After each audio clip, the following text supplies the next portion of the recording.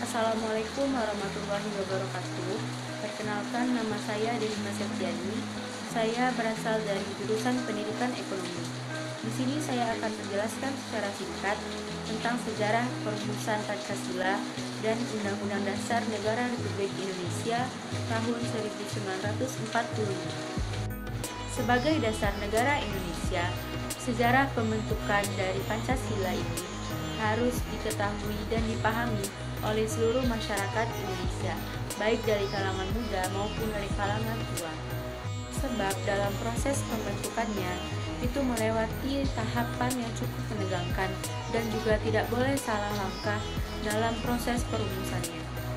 Baiklah, saya akan menjelaskan sedikit sejarah tentang perumusan Pancasila. Sejarah perumusan Pancasila berawal dari pemberian janji kemerdekaan oleh Perdana Menteri Jepang yang bernama Kuniaki Koiso untuk Indonesia pada tanggal 7 September 1944. Kemudian pada tanggal 29 April 1945, pemerintahan Jepang mendirikan BPUPKI atau Badan Penyelidik Usaha Kemerdekaan Indonesia. BPUPKI sendiri beranggotakan 74 orang, yaitu diantaranya 67 orang Indonesia dan 7 orang lagi yang berasal dari negara Jepang. Kemudian, organisasi tersebut melakukan sidang pertamanya pada tanggal 29 Maret 1945 sampai tanggal 1 Juni 1945 yang bertujuan untuk merumuskan falsafah dasar negara Indonesia. Dalam sidang yang berlangsung selama 3 hari tersebut, terdapat 3 orang tokoh penting Indonesia, yaitu Muhammad Yamin, Mister Supomo, dan Insinyur Soekarno yang menyumbang negara. Dalam pidato singkat di hari pertama, Muhammad Yamin menyampaikan 5 asas untuk negara Indonesia. Yang pertama, kebangsaan; yang kedua, kemanusiaan; yang ketiga, ketuhanan; yang keempat, kerakyatan; dan yang kelima, kesejahteraan rakyat.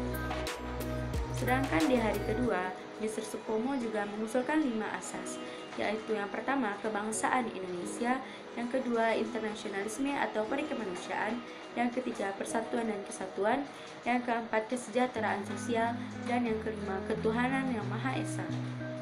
Sedangkan pada hari ketiga, Insinyur Soekarno juga mengajukan 5 dasar negara Indonesia. Yang pertama, kebangsaan Indonesia; yang kedua, internasionalisme atau perikemanusiaan; yang ketiga, mufakat atau demokrasi; yang keempat, kesejahteraan sosial; dan yang kelima, ketuhanan yang Maha Esa. Usulan dari Insinyur Soekarno tersebut diterima baik oleh seluruh peserta sidang, sehingga tepat pada tanggal 1 Juni 1945 ditetapkan sebagai hari lahirnya Pancasila sebagai dasar negara Indonesia. Baiklah, sekarang saya akan menjelaskan sedikit sejarah tentang pembentukan dari Undang-Undang Dasar Negara Republik Indonesia tahun 1945. Badan Penyelidik Usaha-Usaha Kemerdekaan Indonesia atau BPUPKI yang dibentuk pada tanggal 29 April 1945 adalah badan yang menyusun rancangan Undang-Undang Dasar 1945.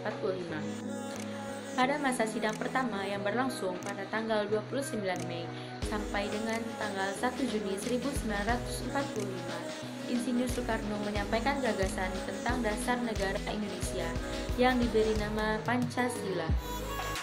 Pada tanggal 22 Juni 1945, 38 orang anggota BPUPKI membentuk Panitia 9 yang beranggotakan 9 orang untuk merancang Piagam Jakarta, yang nantinya naskah tersebut dijadikan sebagai pembukaan dalam Undang-Undang Dasar 1945.